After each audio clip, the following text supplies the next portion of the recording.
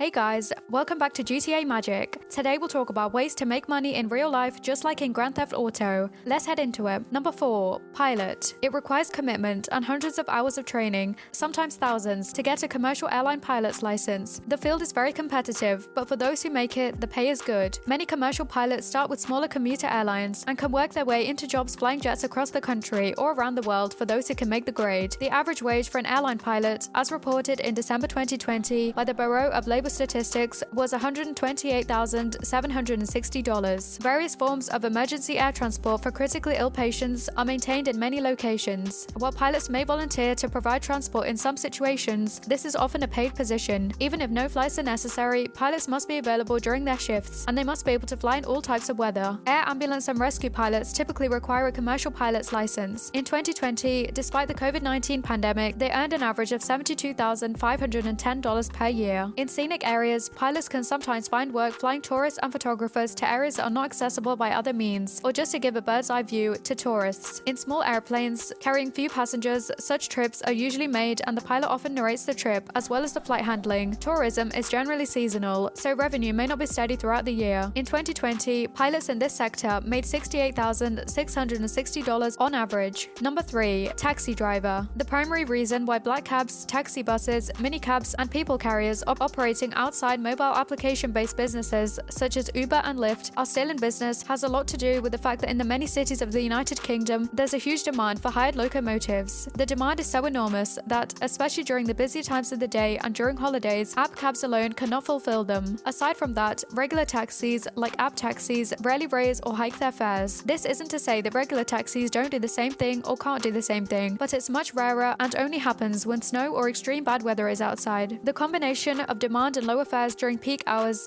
has enabled the taxi industry, even in the face of tough competition, to continue to be quite profitable. We'll get to the next one as far as raising your own profits from driving that cab around is concerned. Have you managed to save enough to buy one more and hire a driver if you have just one taxi at the moment and you're the one who's been driving it around for years now? However, if you have the funds, buying a new taxi entirely on loan is probably a better idea than putting a huge portion of your savings into it at once for a heavy down payment. Sure, you're going to have to pay interest, but if you start getting a good answer from your second taxi, you're not even going to have to worry about it because the taxi is going to pay for itself. Be inspired by John Griffin's 44-year tale of how he went from a minicab driver to a millionaire business owner. Take your first step by getting that second cab on the road to expand your own taxi business.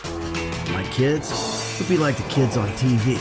We'd play ball and sit in the sun, but... Number 2. Private business owner. People sink their time and money far too often into small businesses that are losers. Why is it done by them? Because they wanted to do a specific and profitably forgot the basic law of business. Market demand has to be there. If you set up your meat shop in a strictly vegetarian town, it does not matter if you're a supremely talented butcher. Say you want to start small, home-based repair business as an example. The first question you need to ask yourself, whether you're considering buying an existing business or starting a small business from scratch, is how is the business going to make money?